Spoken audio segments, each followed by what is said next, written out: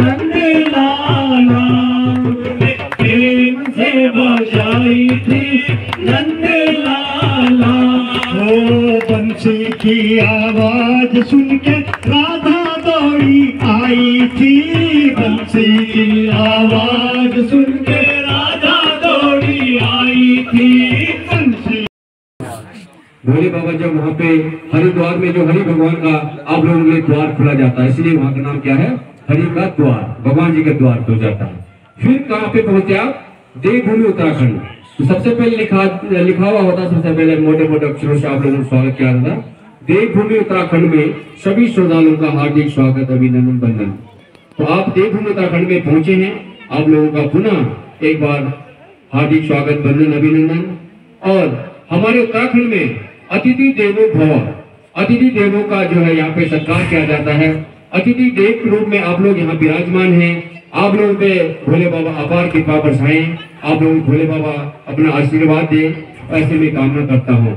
यहाँ पे जो श्रद्धालु है, सर जी आप बोले, आप लोग यहाँ पे मेरी बात सुनेंगे, आप लोगों में सब कुछ समझाऊंगा। जो चीज आप लोगों के मन में विचार चल रहा है कि क्या चीज है, जल क्यों है, मैं सब चीज बताऊंगा। इसलिए आप लोग शांतिपूर्वक बैठेंगे तो ये आपके जीवन में काम आएगा। क्योंकि आप लोग इतना दान पुण्य करते हैं, सब कुछ देते हैं, लेकिन जो आप लोग इस समय दिया है आपने, वो सबसे बड़ा महादान है। तो आप लोग प्लीज, आप लोग थोड़ा सुने और आप लोगों को बहुत अच्छा लगेगा। सिस्टर आप लोग प्लीज, आप लोग बैठ जाइए, आप मैं बताऊंगा, भोले बाबा अंदर बैठे हैं, आप लोगों को दर्शन भी कराएंगे एक एक करके। आप प्लीज, आप बैठेंगे, आपको अच्छा लगेगा। जो आप लोग यहाँ पे महादेव कल्प केदार के प्रांगण में बैठे हैं, ये कल्प और केदार है। कल्प क्या है, कल्प जो सदियों के युगों से जो कल्प चला आ रहा है वो कल्प है, और जो यहाँ पे साक्षात भोले बाबा है इसका नाम है केदार है। कल्प और केदार का जो संयोग यहाँ मिलता है, आप यहाँ पे ऐसा ना समझे कि आप यहाँ पे साधारण मंदिर में बैठे हैं, आप केदारनाथ के ही मंदिर में बैठे हैं। ये केदार मंदिर में आप आके आज आपने जो पुण्य कमाया है, इसके बाद सीधे आप कहाँ जाएंगे, केदारनाथ बाबा के मंदिर में जाएंगे। तो यहाँ पे जो श्रद्धालु आते हैं वो इसके बाद कहाँ जाते हैं, केदारनाथ जाते हैं। क्योंकि जब आप लोग हरिद्वार से चलते हैं, सर्वप्रथम आप कहाँ पहुँचते, यमुना जी के वहाँ पहुँचते, मंदिर में दर्शन करते हैं। उसके बाद कहाँ जाते हैं, गंगा माँ का दर्शन करते हैं। उसके बाद कहाँ जाते हैं, कल्प केदार के दर्शन करते हैं। कल्प केदार आपके लिए जो है रास्ता खोल देते हैं, कहाँ के लिए, केदारनाथ के लिए। तो केदारनाथ जो बाबा की जो भूमि है, यहीं से भोले बाबा कहते हैं कि यहाँ से उठ के केदारनाथ चले गए थे। तो इसके बारे में आप लोगों को बताऊंगा, आप लोग शांतिपूर्वक सुनिए।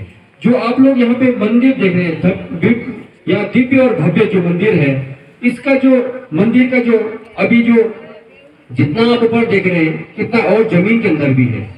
ये जमीन के अंदर भोले बाबा कम से कम 15 से 20 फीट और जमीन के अंदर है। और अंदर जो है इसका गर्भगृह है, और गर्भगृह के अंदर जो जल भरा हुआ है, इसके अंदर ही शिवलिंग है, इस प्रति का शिवलिंग। आप लोग जब यहाँ पे इसके बाद जब आप लोग मेरी बात समाप्त हो जाएगी, तो आप लोग यहाँ से जल में ध्यान लगाएंगे, यहाँ पे शिवलिंग दिखेगा। ये मंदिर आज से नहीं बना हुआ है, ये द्वापर युगों से मंदिर बना है, हजारों वर्ष प्राचीन मंदिर है। इस स्थान पे एक मंदिर नहीं था, 240 मंदिर थे इस स्थान पे, 240 मंदिर। और ये मंदिर इसीलिए जो है 15 फीट और जमीन में है, 20 फीट और जमीन में है। हमारी जो यहाँ पे समिति है, हमारे जो गांव वाले हैं और आप लोगों के सहयोग से यहाँ पे जो है अभी इसका जीर्णोद्धार का कार्य प्रारंभ हो गया है। तो यहाँ पे हम लोग इसको खुदान का काम शुरू हो गया। जो जल है इसको शिफ्टिंग किया जाएगा बगल में, और यहाँ से जो हम लोग जल को बाहर करेंगे, और यहाँ पे जो है शिव जी का जो है साक्षात आप लोग दर्शन कर पाएंगे आने वाले समय में। ऐसे यहाँ पे हम लोग काम कर रहे हैं। तो यही हमारा यहाँ का जो है रोज का यहाँ पे कार्य है। तो जो भोले बाबा का आप मंदिर देख रहे हैं, यहाँ पे जो 240 मंदिर थे कैसे बने, बताते हैं कि जब महाभारत का युद्ध समाप्त हुआ था तो पितृदोष लगा था किसको, 5 पांडवों को, क्योंकि उन्होंने अपने भाइयों की हत्या की, अपने गुरुजनों की हत्या की।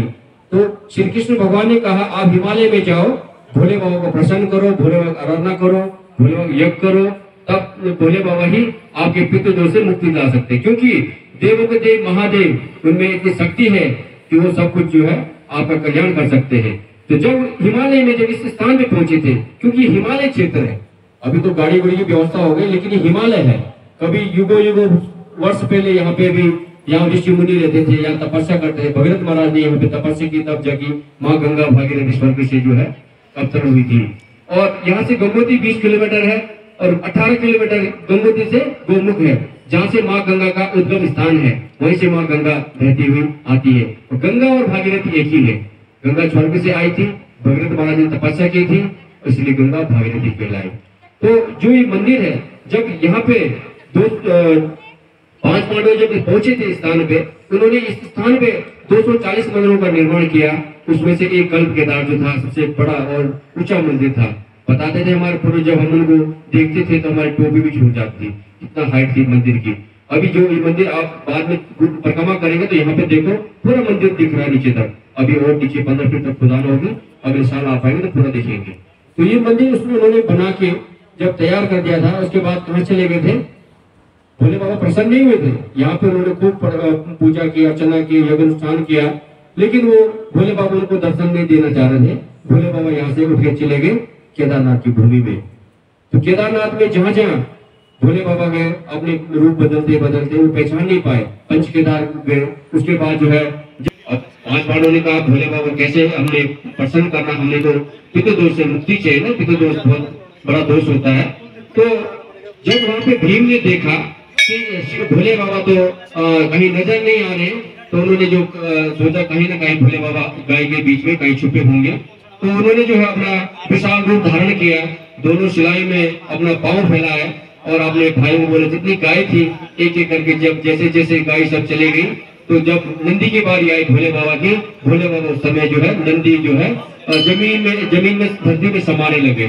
धीरे धीरे जब भोले बाबा जमीन में धरती में समाने लगे, उन्होंने झट से पकड़ा, उनका पीठ धरती पे केदारनाथ की भूमि में है। तो वहीं पे भोले बाबा प्रसन्न हुए, उनकी भक्ति भाव से वहां पे प्रकट हुए और उनको आशीर्वाद दिया। और वहीं से जो है 5 पांडव जो है पितृदोष से द्वार है, वहीं से चले गए 5 पांडव। तो यहाँ पे आपको मैं एक चीज और बताऊं कि जो भोले बाबा का जो मंदिर केदारनाथ मंदिर है, वही मंदिर यहाँ पे भी उसकी प्रतिमा है, इसकी डिजाइन है, इसकी जो बनावट है, इसमें सब कुछ आपको दिखेगा। इसमें बहुत सारे धार्मिक रहस्य छुपे हुए हैं। जो केदारनाथ मंदिर और कल्प केदार में मिलता जुलता है वो क्या है? सर्वप्रथम जो आज से नहीं द्वापर युग से जो है वहाँ पे जो कलश लगा है वो ऐसे चमक रहा है। वहाँ केदारनाथ भूमि में भी ऐसे मिलेगा मंदिर में। फिर सेकंड दूसरे स्थान पे जो है चक्र है, गोल चक्र है जो पांडवों ने बनाए थे, भीम ने जो उसका निर्माण किया था। तो इसमें जो चक्र है, चक्र में क्या है वैसे आपको केदारनाथ मंदिर में मिलेगा। उस चक्र में क्या है? उसमें 64 लाइन का मतलब क्या होता है? 64 योगिनी। 64 योगिनी का मतलब होता है सुख और शांति का प्रतीक। वो आपको यहाँ भी दिखेगा, केदारनाथ मंदिर में दिखेगा। फिर आप जाएंगे तीसरे स्थान पे। तीसरे स्थान पे यहाँ पे क्या है? शेर और हाथी है। आपको दिख रहा है यहाँ पे शेर और हाथी, यहाँ पे जो बना हुआ है और चिन्ह है यहाँ पे शेर और हाथी। आपको केदारनाथ मंदिर जाएंगे आपको शेर और हाथी दिखेगा। इसमें क्या है? शेर क्या है? केदारनाथ मंदिर में भी शेर हाथी का जो ऊपर मंदिर में आप ध्यान लगाना। उसके बाद सीधे केदारनाथ जाएंगे आप लोग। तो ये शेर क्या है? माँ दुर्गा का प्रतीक है, माँ भगवती का प्रतीक है।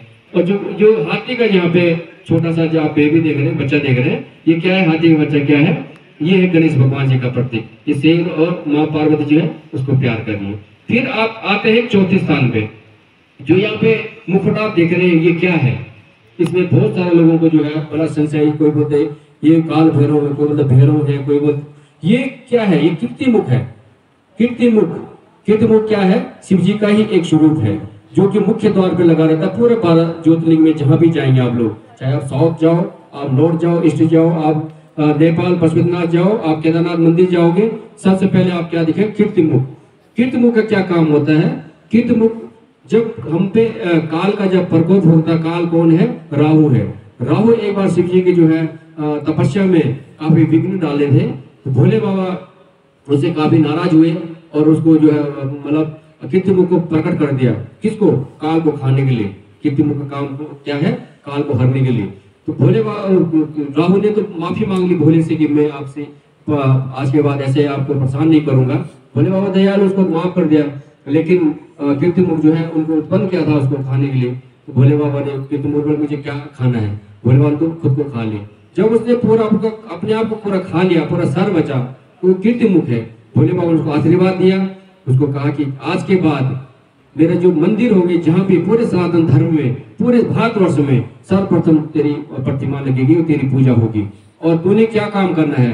जितने भी मेरे द्वार पे भक्त आएंगे उनका काल हरना, दुख हरना, कष्ट हरना, जरा व्याधि जो भी आप लोगों के वो है तो मन में जो भी ऐसी चीज होती वो हरता है। और जो आप लोगों का जो आशीर्वाद है वो कीर्तिमुख आपको देता है। और कीर्तिमुख आपके पास सुन के कहाँ पहुंचाते, आपका भोले बाबा तक पहुंचाते। ये कीर्तिमुख का काम है।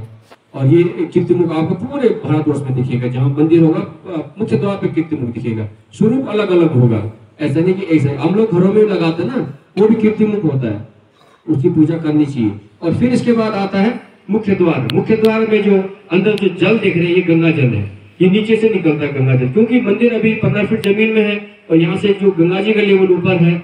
और ये मंदिर आज नहीं डूबा, ये 1803 में बहुत बड़ा विनाशकारी भूकंप आया था पूरे उत्तराखंड में। उस समय यहाँ पे जो मंदिर थे और जो 240 मंदिर थे वो दब गए।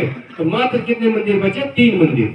जो आप लोग अभी सुक्की बोलते हैं, सुक्की टोप, वहाँ पे काफी जाम भी लग जाता है। जब आप लोग ऊपर चढ़े थे चढ़ाई में, फिर ऊपर चढ़े हाइट में, फिर नीचे उतरे, वहाँ का जो पहाड़ है वो टूट गया था और यहाँ पे बहुत बड़ी झील बनी। महीनों तक वहाँ पे, कई सालों तक जो झील बनी रही यहाँ पे। और जो और मंदिर थे छोटे छोटे थे वो ये आसपास में डूब गए और 3 मंदिर यहाँ पे दिखे 1803 में। जो सामने आप देख रहे हैं 3 मंदिर, जो 3 मंदिर है 1803 से 1886 तक वो मंदिर दिखे। 1886 में इसकी फोटो एक अंग्रेज आया था इंग्लैंड से, उसका नाम था साइमन ब्राउन। वो गोमुख ग्लेशियर के रिसर्च में आया था। जब उसने इस स्थान में फोटो खींची भोले बाबा के 3 मंदिरों की, फिर वो मंदिर की फोटो हमें कैसे मिली? उसकी तीसरी जनरेशन, उसका जो नाती यहाँ पे आया था, उसने आज से 20 से 25 वर्ष पहले हमें ये 3 मंदिर की फोटो दिखाई और हमें बड़ा आश्चर्य हुआ। फिर हमने और खोजबीन की, फिर 2 मंदिर की फोटो और मिली। वो जो मंदिर है 1926 की है। फिर उसके बाद और खोजबीन की, फिर 2 मंदिर और है। एक ही मंदिर पीछे से, एक मंदिर और आगे थे, यहाँ से कम से कम 20 मीटर आगे। तो यहाँ पे बहुत सारे मंदिर दबे हुए हैं। जब जब यहाँ पे खुदान हुई, यहाँ पे ये मंदिर के अवशेष, यहाँ पे शिलाएं मिली और यहाँ तक जो माँ पार्वती जो बीच वाला मंदिर है उसका कलश मिला। कलश कहाँ पे है? यहाँ पे रखा, जो सजा रखा है इसमें कलश है। ये पार्वती जी का घर, क्योंकि भोले बाबा अर्धांगी गौरा के बिना अधूरे हैं, इसलिए गौरा भी साथ में है। तो हम लोग साल में एक बार हम लोग अंदर जाते हैं, जो गर्भगृह है जहाँ पे भोले बाबा बैठे हैं, और ये जल को बाहर करते हैं, बाहर मोटर लगा के पानी पंपिंग द्वारा बाहर करते हैं जल को। तो इसके बाद यहाँ पे जो सफाई चलती है और योग अनुष्ठान होता है, जल अभिषेक होता है, शुद्धि होती है। उसके पश्चात हम लोग 10 मिनट हमें समय मिलता है। वो लोग श्रद्धालु आते हैं, जल अभिषेक होता है, सुबह का जल अभिषेक अवश्य करें आप लोग। और उसके बाद जो है आप लोग गंगोत्री धाम को यात्रा में जाए। फिर जब गंगोत्री का मंदिर, जब दीपावली के दूसरे दिन जब कपाट बंद होते हैं तो गंगा की डोली आ जाती है मुखीमठ गाँव में। वो गाँव है हमारे जो पंडित पुरोहित समाज है उनका गाँव है। गंगोत्री में सीजन में पूजा करते हैं। शीतकालीन में यहाँ भी गंगा जी का दर्शन करने लोग आते हैं, दूर दूर से श्रद्धालु। तो यहाँ भी जो है विधि विधान से भी जो है कपाट जो है यहाँ पे बंद किया जाता है। वैसे भोले भगवान का मंदिर कभी बंद नहीं होता, द्वार तो हमेशा खुला है, लेकिन कुछ समय के लिए जो है आराम भी होना जरूरी है। क्योंकि यहाँ पे 6 महीने कितनी बर्फ गिरती है? 5 से 6 फीट बर्फ, क्योंकि ये 8000 फीट पे है। और केदारनाथ कितनी हाइट पे है? 12000 फीट पे। यहाँ पे 6 फीट बर्फ गिरेगी तो केदारनाथ कितनी फीट गिरेगी? 12 फीट की बर्फ गिरेगी। बताते हैं जब 1100 ईस्वी पूर्व से लेकर 1700 ईस्वी पूर्व तक 4 से 500 साल तक भोले बाबा का मंदिर केदारनाथ बंद रहा था, इतनी बर्फ गिरी थी। जब आदि शंकराचार्य जी ने जब पूरा धर्म का प्रचार करते करते करते जब पूरे भारतवर्ष में आपने साउथ से लेकर पूरे नॉर्थ ईस्ट वेस्ट सारा पूरा घूमते घूमते मात्र उन्होंने जो है 7 वर्ष की उम्र में समाधि बनी है। मात्र कितने वर्ष की उम्र में उन्होंने समाधि ली? 32 साल की उम्र में। 7 साल से स्टार्ट किया, 32 साल की उम्र में। ये बहुत बड़ी बात है। और हम लोग क्या है, हम लोग हिंदू, अपने आप को हिंदू हम लोग समझते हैं, हम हैं और हमेशा रहेंगे। और सनातन धर्म प्रचार करना हमारा सही युगों युगों से जो चला है उसको अवश्य करना है। और कुछ बात हमें क्या सीखनी है, हम लोग श्रीमद् भागवत कथा सुनते हैं, शिव महापुराण सुनते हैं। हमें जो है अपना धर्म का ज्ञान भी जरूरी चाहिए। आज हम किस युग में जी रहे हैं? हम चरण में चल रहे हैं। कलयुग का अभी 4,32,000 वर्ष कलयुग का है। और अभी हम लोग कितना हुआ कलयुग का, कितना हुआ समाप्त? 5,000 वर्ष। अभी 4,27,000 वर्ष है, अभी प्रथम चरण कलयुग का चल रहा है। फिर हम लोगों की उम्र कितनी है? 100 वर्ष है। और हाइट कितनी है? 5 से 6 फीट मैक्सिमम। अब जो घोर कलयुग आएगा उसके बाद और छोटे हो जाएंगे, भोले हो जाएंगे। जब अति कलयुग हो जाएगा तो कल का अवतार होगा भगवान जी का, कड़ के पत्ते के ऊपर जन्म होगा। तो उसके बाद फिर क्या आया, द्वापुर आया। द्वापुर में जो है जब हमारे ये मंदिर बने थे, ये सब पांडवों ने बनाए थे, उनका अवतार हुआ था उनका द्वापुर में हुआ था। उनकी उम्र कितनी थी, 1000 वर्ष थी, और हाइट कितनी थी उनकी, 11 फीट से लेकर 21 फीट तक थी। इतने महापुरुष थे, 1000 वर्ष जिए। और द्वापुर का जो है उम्र वर्ष कितना था, 8,64,000 वर्ष था द्वापुर का। और उसके बाद आया त्रेतायुग, हर्षिल में क्या है, भगवान हरि भगवान जी वहां पे शिला के ऊपर जो है प्रकट हुए थे, इसलिए हर्षिल बोलते हैं। हरि का शिला, लक्ष्मी नारायण मंदिर है वहां पे। फिर हर्षिल में क्या है, यहाँ पे जो एप्पल के लिए, सेब के लिए बहुत फेमस है, राजमा यहाँ का बहुत फेमस है। फिर तीसरा क्या है, यहाँ पे राम तेरी गंगा मैली की शूटिंग हुई थी। चौथा क्या है, यहाँ पे फ्रेडरिक विल्सन आया था, अंग्रेज आया था, उसने भी यहाँ पे जो है सेब के पेड़ लाए थे, उसने भी यहाँ पे लोगों से शादी की थी। यहाँ से जो है गंगोत्री जो है 20 किलोमीटर है, और इसके बाद से देखा है बॉर्डर है, चाइना बॉर्डर। तो यहाँ के जो लोग जाते गर्तांगली होते हुए वहीं से तिब्बत व्यापार किया होता था उस समय। तो हम लोगों का नित्य यही काम है, जो श्रद्धालु यहाँ आते हैं उनके लिए भोले बाबा से हम मन्नत मांगते हैं कि आप लोगों के भोले बाबा आशीर्वाद बनाए रहें, आप लोग आपकी यात्रा शुभ हो, मंगलमय हो। और यही हमारा दिनचर्या का काम है। और हम लोगों का परिचय भी ये है कि हम लोग ब्राह्मण नहीं हैं, हम लोग पवार लोग हैं। हमारे जो राजस्थान धार से हम लोग आए, इस गांव का नाम धराली है, इसलिए धराली पड़ी, धार के पवार यहाँ आए इसलिए गांव का नाम धराली पड़ा। तो सभी श्रद्धालुओं का पुनः एक बार बहुत बहुत स्वागत, वंदन, अभिनंदन। जितने लोग आरती में थे, अपना दीपक पवार से अपना लिंक ले सकते हैं आप, अपनी वीडियो जो आपकी है वो यूट्यूब में आपके अभी सब लोग देख सकते हैं। तो आप लोग सभी लोग एक बार जयकारा करेंगे जोर जोर से, ताकि आपकी आवाज जो है केदारनाथ बाबा तक पहुंचेगी। इसके बाद सीधे आप केदारनाथ भूमि में जाएंगे, केदारनाथ बाबा आपकी बहुत कृपा बनाए रखेंगे। ओम नमः शिवाय, हर महादेव। सभी लोग एक बार भोले बाबा का गुणगान गाएं। बोल शंकर भगवान की, गंगे मैया की, यमुने मैया की, केदारनाथ बाबा की, बद्री विशाल धाम की, नमः पार्वती पते, हर हर महादेव। ओम नमः शिवाय। बहुत बहुत धन्यवाद।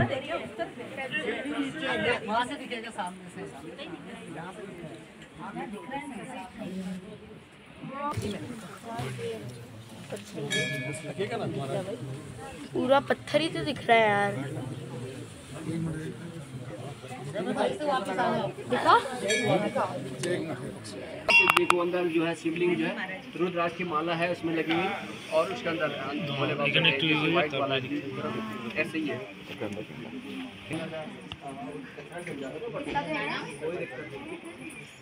तिकडे जायचं, तिकडे पाणी आहे।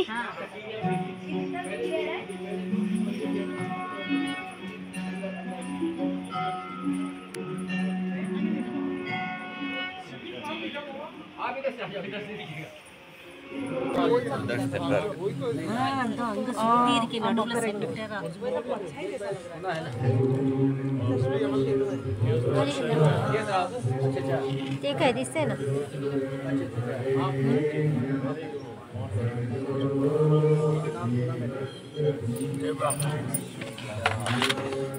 अब्बा